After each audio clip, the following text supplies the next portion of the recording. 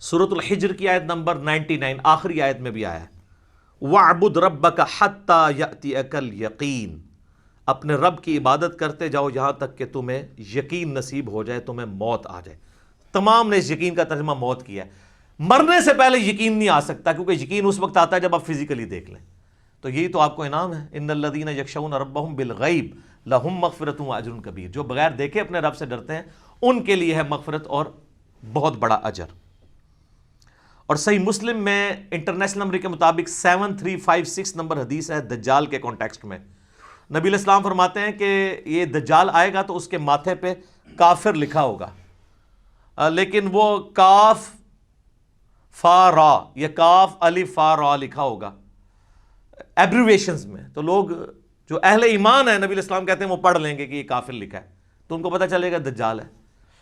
دوسرے لوگ نہیں پڑھ پائیں گے، چاہے مومنین میں بھی منافقین ہوئے، اور وہ ہو سکتا ہے کاف سے کشف پڑھ لیں، الف سے الہام پڑھ لیں، فا سے فیض پڑھ لیں، اور را سے روحانیت پڑھ لیں، کہ جی یہ تو بہت بڑے بزرگ ہیں۔ اچھا، اس حدیث میں 7356 میں آتا ہے کہ نبی علیہ السلام نے فرمایا کہ وہ خدائی کا دعویٰ کرے گا دجال، یاد رکھو تم میں سے کوئی شخص اپنے رب عز و جل کو نہیں دیکھ سکتا یہاں تک کہ اسے موت آ جائے۔ یہ الفاظ ہیں۔ کیا مطلب؟ کہ مرنے سے پہلے کوئی اللہ کو نہیں دیکھ سکتا، مرنے کے بعد دیکھیں گے انشاءاللہ، انشاءاللہ۔ تو مرنے سے پہلے آپ نہیں دیکھ سکتے، تو آپ بھی مرنے سے پہلے ہے مسلمان، کر لے اس پہ غور۔ کتابوں کا خدا اور ہے، بابوں کا خدا اور۔ اب آپ سوچ رہے ہوں گے بابوں نے کیا کام ڈالا ہوا ہے، تو اے ہوں آگے جو کام کی پایا جو انہوں نے، اے دے تسی کتابوں نے خدا دی تعریف سن لی۔ بابوں نے کیا کام ڈالا ہے جناب؟ تذکرۃ الاولیاء شیخ فرید الدین عطار المتوفی 627 ہجری کی کتاب ہے، جو بریلوی اور دیوبندی دونوں چھاپ رہے ہیں اور کہہ رہے ہیں سارے اولیاء کے حالات زندگی اس میں لکھے ہوئے ہیں۔ ایسی کوئی کتاب نہیں، اس میں بایزید بستامی کی معراج لکھی ہوئی ہے، المتوفی 261 ہجری۔ ان کا امام ابو یزید بستامی اور میرا امام ابو الحسین مسلم بن حجاج القشیری المتوفی 261 ہجری، وہ بھی 261 میں فوت ہوئے ہیں، یہ بھی 261 میں فوت ہوئے ہیں۔ تو وہ کہتے ہیں انہوں نے معراج میں وہ عرش تک پہنچ گئے اور اللہ کو دیکھا، مشاہدہ کیا، اور باقاعدہ چیپٹر ہے بایزید بستامی کی معراج تذکرۃ الاولیاء میں۔ بخاری مسلم کو چھوڑ کے ان کے پیچھے پڑے ہوئے ہیں، اور یہ آپ کو حوالے اس کے تذکرۃ الاولیاء کے فضائل اعمال میں ملیں گے، فضائل سنت میں بھی، تبلیغی جماعت کی کتاب میں بھی، دعوت اسلامی کی جماعت کی کتاب میں بھی، یعنی دونوں بھاری فرقے بریلوی اور دیوبندی اس کو لے کے چل رہے ہیں۔ پھر کشف المحجوب جو اس سے بھی پہلے لکھی گئی 200 سال پہلے، علی بن عثمان حجویری المتوفی 465 ہجری، انہوں نے کشف المحجوب میں بایزید بستامی کے بارے میں کلیم کیا ہے کہ وہ جب حج کرنے کے لیے گئے تو پہلی دفعہ گئے تو صرف کعبہ دیکھا، تو کہتے ہیں میرا حج نہیں ہوا۔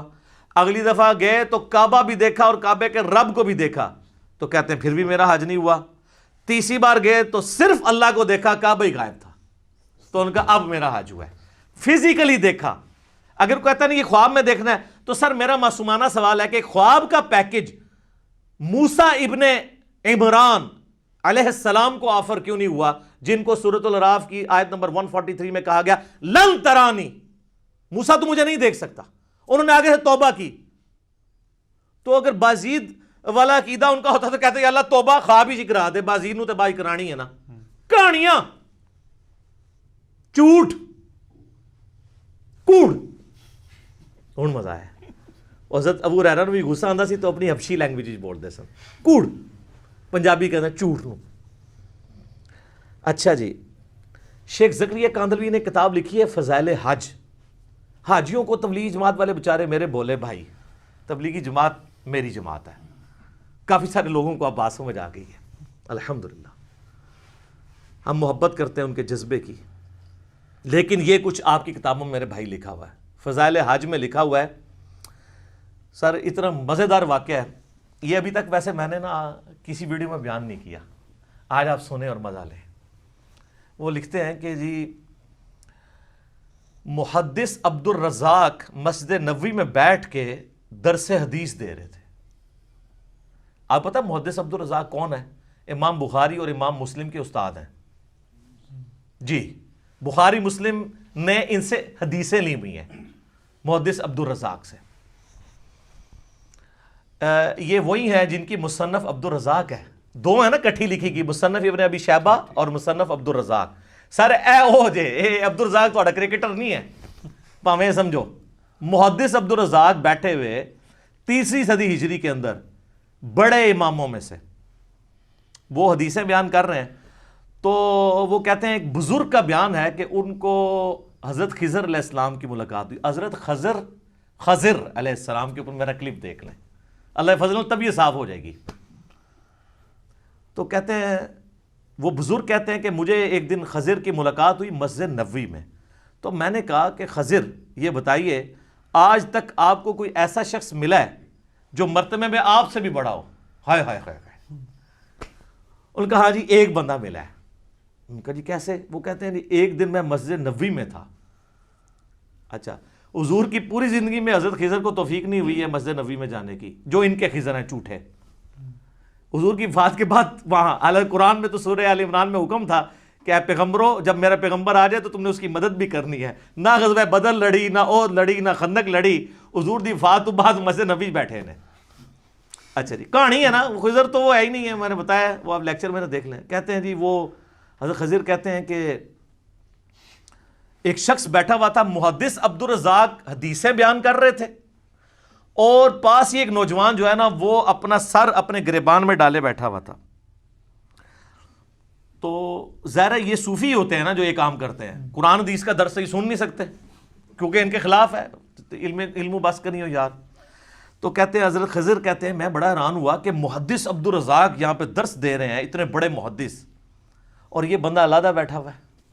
تو کہتے ہیں میں اس کے پاس چلا گیا, تو وہ یوں ہی بیٹھا تھا. تو میں نے اس سے پوچھا کہ تو عبد الرزاق سے حدیثیں کیوں نہیں سنتا, اس زمانے میں تو اس کے پائے کا محدث کوئی نہیں ہے.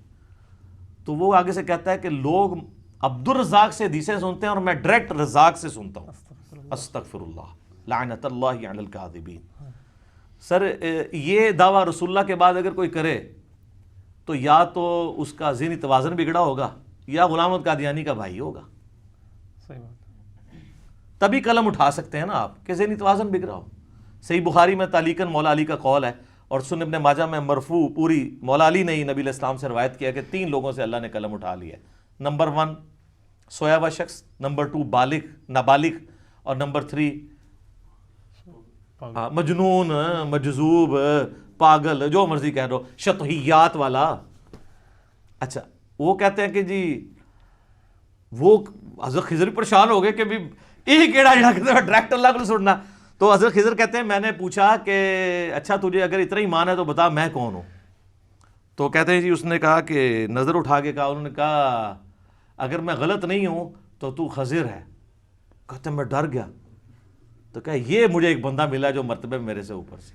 اے جی جناب کہانیاں تے اس لیے میں نے بیان کیا کہ یہ حضرت موسیٰ علیہ السلام اور پیغمبروں کے مقابلے پہ انہوں نے اپنے بابے بنائے ہوئے ہیں. تو اب ہم ان کو صرف پیار سے ہی کہہ سکتے ہیں کہ مرنے سے پہلے اے مسلمان کر لے اس پہ غور, کتابوں کا خدا اور ہے, بابوں کا خدا اور. البتہ میرے بھائیو اس کائنات میں ایک ہستی ایسی ہے جسے اللہ تعالیٰ نے اس دنیا میں خواب کی حالت میں اپنا دیدار عطا کیا, اور اس اعتبار سے باقی ساری مخلوقات پہ فوقیت دی, اور وہ ہمارے محبوب سید الاولین والآخرین شفیع المذنبین رحمت للعالمین سیدنا و مولانا امام اعظم محمد رسول اللہ صلی اللہ علیہ وآلہ وسلم کی مبارک ذات ہے. اور یہ تو نبی الاسلام کے بارے میں خواب میں زیارت والا معاملہ, یہ تو میں حدیث آپ کو بعد میں بیان کرتا ہوں. آپ کے بابوں نے یہ دعویٰ امام حنیفہ کے لیے بھی کیا, وہ کہتے ہیں 100 دفعہ خواب میں زیارت ہوئی ہے. احمد بن حنبل کے بارے میں تو فضائل اعمال کے اندر لکھا ہے کہ خواب میں اللہ کو دیکھا اور پوچھا کہ اللہ جی میں آپ کا قرب چاہتا ہوں تو کس چیز سے حاصل کروں, تو اللہ نے فرمایا قرآن سے. تو اگے احمد بن حنبل نے کہا کہ اللہ سمجھ کے کہ بغیر سمجھ کے, تو اللہ نے کہا کہ چاہے سمجھ کے چاہے بغیر سمجھ کے. کڈی کہانی خواب وچ ایہی چیز لینی سی. تو سر اس پہ میری 100 نمبر مجلس دیکھ لیں, کتابوں کا خدا اور ہے, بابوں کا خدا اور. میں آج اس کی انجینئرنگ نہیں کرتا, بل یہ فضائل اعمال کے اندر یہ لکھا ہوا ہے, فضائل ذکر والے چیپٹر کے اندر, کہ امام احمد بن حنبل نے بھی اللہ کو دیکھا ہے خواب میں. بالکل کہانی ہے. اگر یہ کوئی چیز ہوتی تو یہ پیکج موسیٰ علیہ السلام کو آفر ہوتا, جو سورۃ الاعراف کی آیت نمبر 143 میں کیٹاگوریکل ڈینائی آ گیا، لن ترانی، تو نہیں دیکھ سکتا، ٹھیک ہے، فزیکلی تو کوئی دیکھ سکتا، خواب میں بھی صرف نبی علیہ السلام کی خصوصیت ہے۔ اور وہ حدیث ہے میرے بھائیوں، جامعہ ترمذی میں انٹرنیشنل نمبر کے مطابق 3235، یہ حدیث مسند امام احمد میں بھی ہے، مشکات المصابیح میں 748 نمبر ہے پہلی جلد کے اندر، اور یہاں خواب کا ذکر ہے۔ اور یاد رکھیے گا سورہ الصافات کی آیت نمبر 100 سے لے کے 103 تک آتا ہے نا کہ ابراہیم علیہ السلام کو اللہ نے خواب میں بیٹے کی قربانی کا حکم دیا تھا۔ انبیاء کے خواب وحی الہی ہوتے ہیں۔ بخاری مسلم میں کئی احادیث ہیں کہ نبوت کا 46واں حصہ خواب ہے، نبیوں کو جو خواب دکھایا جاتا ہے وہ ڈیفینیٹلی وحی الہی ہوتا ہے۔ باقی بخاری مسلم میں آتا ہے کہ نبیوں کے علاوہ جو ہے وہ اللہ کی طرف سے بھی ہو سکتا ہے، شیطان کی طرف سے بھی ہو سکتا ہے، نفس کی طرف سے بھی ہو سکتا ہے۔ تو یہ ترمذی میں جو حدیث ہے، مسند احمد میں بھی، مشکات المصابیح میں بھی، اور اس حدیث کے ساتھ امام ترمذی نے لکھا ھذا حدیث حسن صحیح، یہ حدیث حسن صحیح ہے۔ اور امام ترمذی نے ساتھ لکھا کہ میں نے اپنے استاد امام محمد بن اسماعیل بخاری، امام بخاری سے پوچھا تو انہوں نے بھی فرمایا کہ یہ حدیث صحیح ہے، اگرچہ بخاری میں نہیں ہے لیکن اس حدیث کو امام بخاری نے بھی صحیح کہا ہے، امام ترمذی نے بھی صحیح کہا، شیخ البانی نے بھی صحیح کہا، شیخ شعیب ارنوت نے بھی صحیح کہا، شیخ زبیر لزئی نے بھی صحیح کہا رحمہم اللہ اجمعین۔ بڑی لمبی حدیث ہے، میں اکثر بیان کرتا ہوں، جس میں نے وہ دعا بھی آپ کو بار بار کہی ہے کہ یاد کرو، اللہم انی اسألک فعل الخیرات و ترک المنکرات۔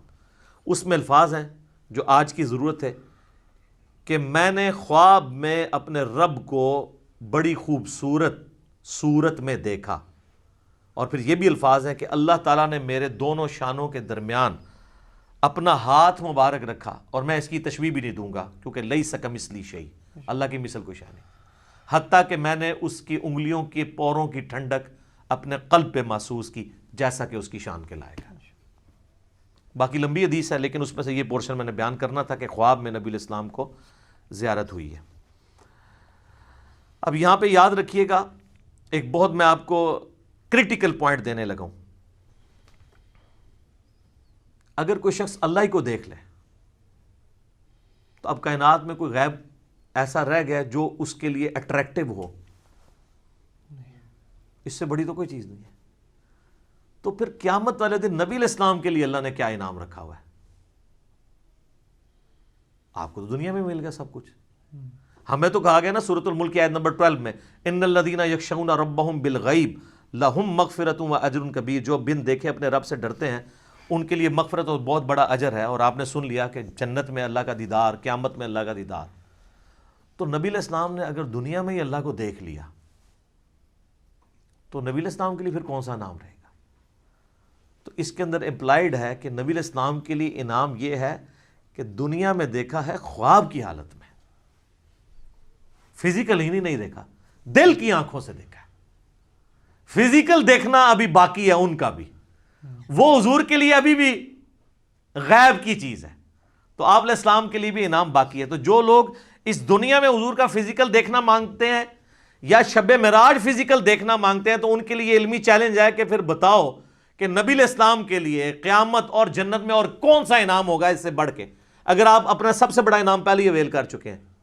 اور یہ پوائنٹ جس شخصیت نے ہائی لائٹ کیا ہے میں اس کا کریڈٹ اسی کو دیتا ہوں، مولانا اسحاق صاحب رحمہ اللہ تعالی، المتوفی 213 عیسوی مطابق 28 اگست 2013، انہوں نے یہ چیز ہائی لائٹ کی تھی، اور یہ میں نے نہ آج تک کسی کتاب میں پڑھی نہ کسی اسکالر سے سنی۔ اسکالر نے بیچارے نے کیا بیان کرنا ہے، یہ مولانا اسحاق کو کریڈٹ جاتا ہے کہ انہوں نے یہ ایسا علمی، آپ کہتے ہیں وہ جس طرح وہ تاش میں کہتے ہیں نا یکا پھینکنا، کہ بتاؤ کہ اگر حضور نے بھی اللہ تعالیٰ کو فزیکلی دیکھ لیا جو تمہارا کلیم ہے تو حضور علیہ السلام کے لیے تو اب کوئی چیز نہیں رہے گی باقی۔